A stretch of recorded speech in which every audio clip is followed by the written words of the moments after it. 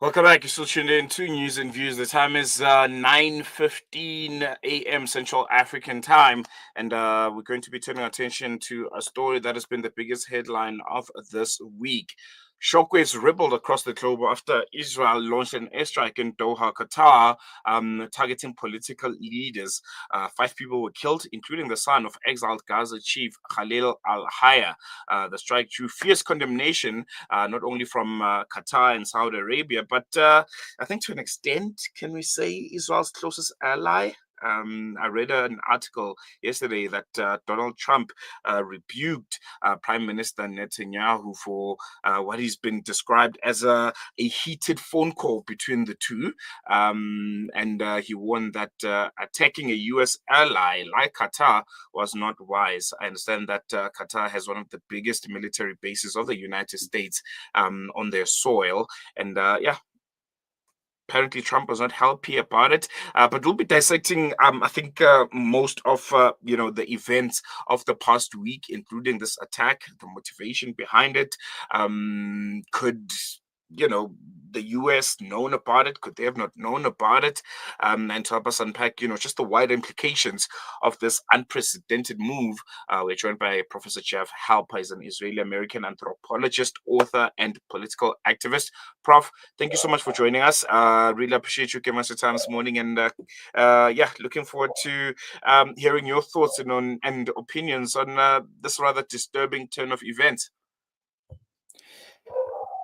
I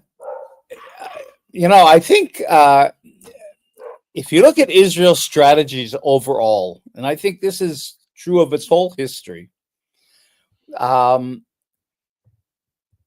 think Israel is in a very strong position. It's the leading military power in the Middle East. I mean, nobody in the Middle East, no Arab country or no coalition of Arab countries, as we've seen from the different wars, are able to defeat Israel or Iran coming in or whatever. It's very strong. It's the ally of the United States. I mean, Trump might get upset at Israel's attack in Qatar, but he's not going to break relations with Israel anyway. He's still super pro-Israel. And so is Congress. So even if you do get a president that's critical of Israel, Congress is Israel's bedrock support. And then, you've got, and the Arab countries kind of need Israeli military protection in a way.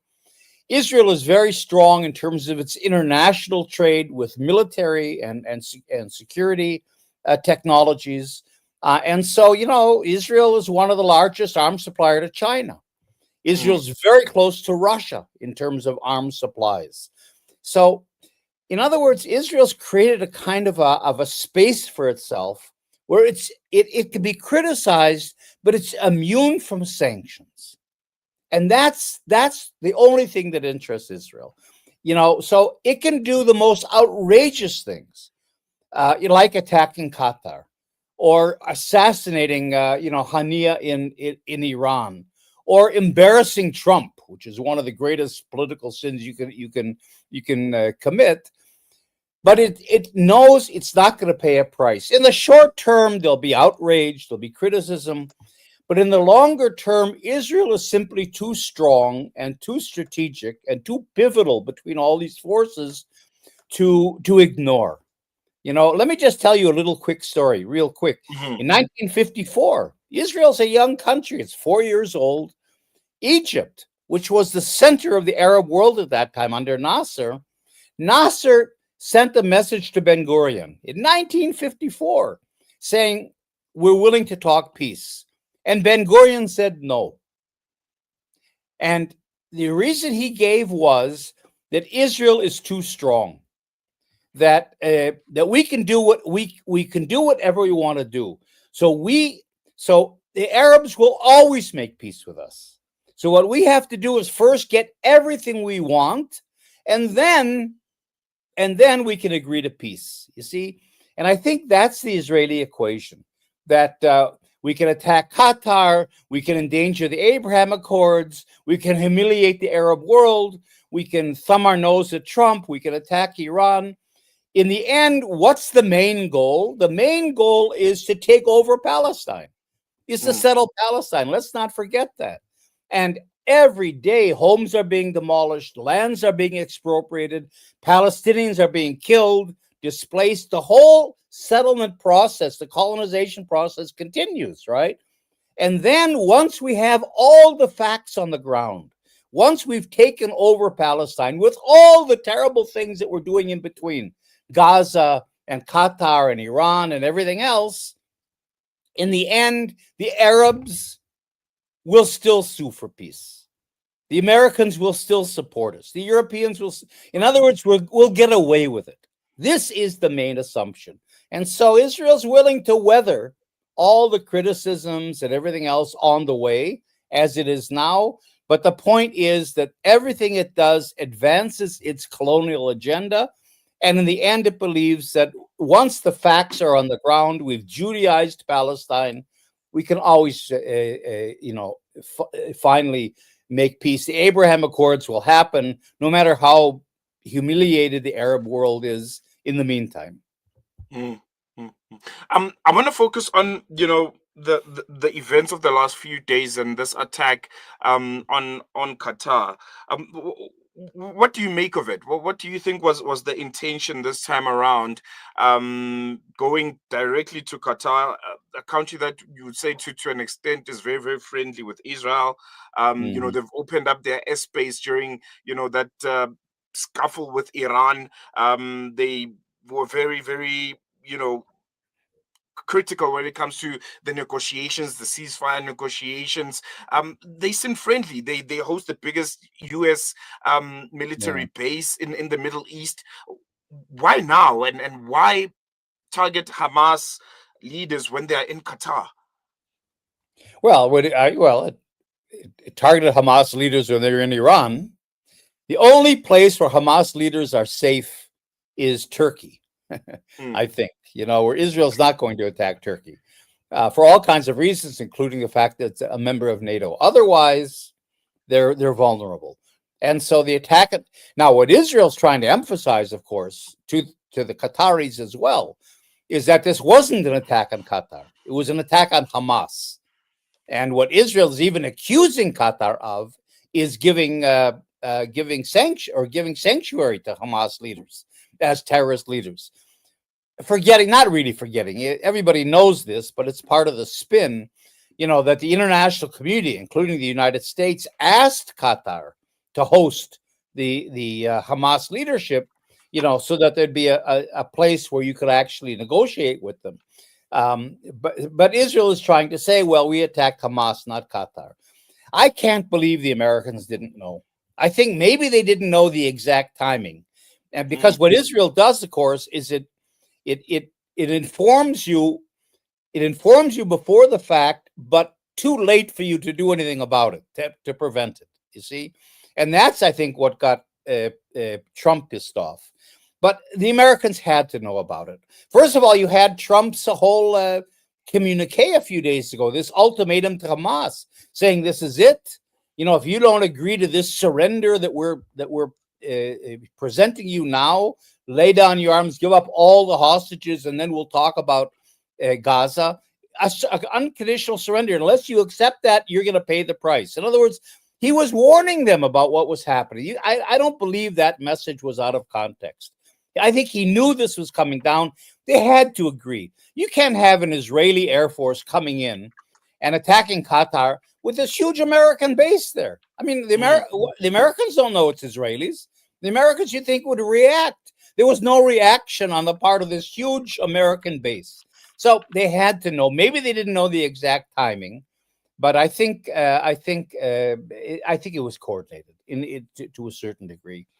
And of course, the reason for it was to continue the war. Anytime Israel gets close to an agreement, or Hamas agrees, and Hamas has been very forthcoming in all these negotiations, Israel does something to mess it up. It kills the leadership. It attacks in a terrible way in Gaza or whatever. And I think Netanyahu simply wants to continue the war. Even the chief of staff of the army was against the attack on Qatar. But he wants to continue, and this is, now the negotiations are put off again, and that all serves his interests. Mm, mm, mm. I want to talk about what could potentially be Qatar's response to this, if there's going to be any. I think that there was a statement yesterday from Sheikh Mohammed bin Abdurrahman.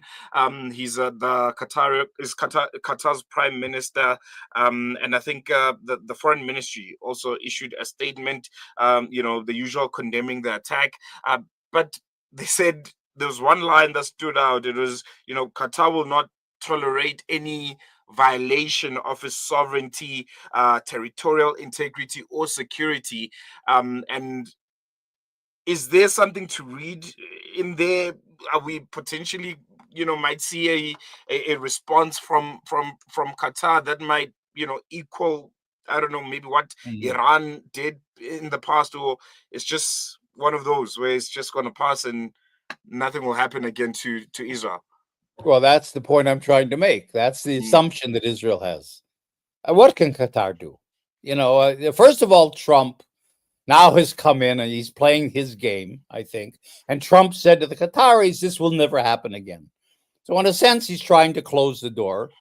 Hamas, this morning, they said it is going to return to negotiations, partly because it's in the interest of Hamas to get Palestinian prisoners back and to get Israel out of Gaza and try to reconstruct Gaza and so on. So already we're seeing signs that this is beginning to pass. No one has threatened. I mean, the Abraham Accords have come up, but no one has threatened to pull out of the Abraham Accords or not to continue with them and so on. So actually, I think Israel's reading is probably pretty accurate, that all this will pass because Israel simply is too powerful and too strategic and too important, and actually too much in their own interest. Don't forget, Israel is a major mediator between the Arab world and the Americans. I mean, you have a lot of anti-Arab, anti-Islamic feeling in the United States, especially in the Republican Party. And Congress does not want to give arms to Saudi Arabia. Qatar is seen as a terrorist state by a lot of people in the United States. And so when Qatar wants arms, Israel is actually, and Saudi Arabia and the other countries, Israel actually becomes a mediator, telling Congress, that it's okay, we agree, because one of the reasons they don't want to sell arms is because they'll endanger Israel.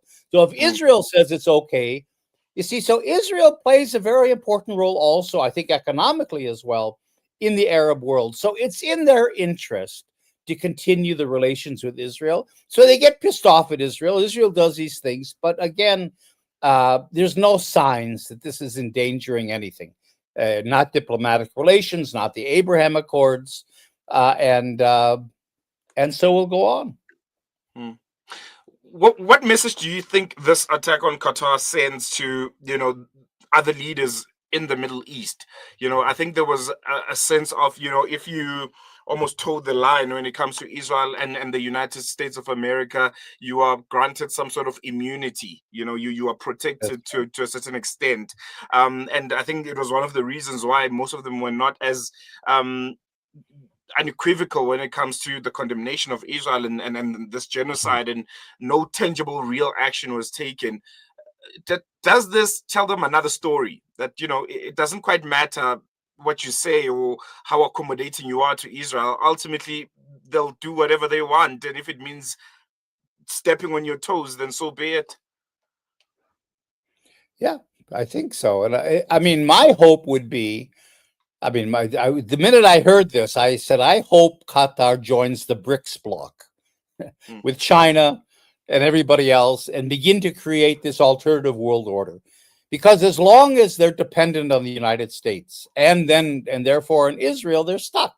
There's nowhere to go, And, there's a tremendous, as we all know, chasm between the Arab peoples and the Muslim peoples in general, I think, in the world, and the governments. The Arab peoples are still, they're still looking for this post-colonial liberation. I mean, they want democracy. Look at the Arab Springs. They want economic prosperity, but they also want Arab unity. They want, for the Arab world to re-enter world history, the stage, and that's where they're very much against Israel. They see that Israel is a colonial power that's keeping this neo-colonial relationship going, this dependency on the colonial world. And so they're against it. I mean, if they were in power, it would be a different equation. But you've got all these Arab regimes that don't represent anyone. I mean, they're all, clan members that for different reasons in the colonial period somehow became allies of the colonists of the British or whoever, and became kings and became prime ministers and emirs, whatever they became, and they run their countries.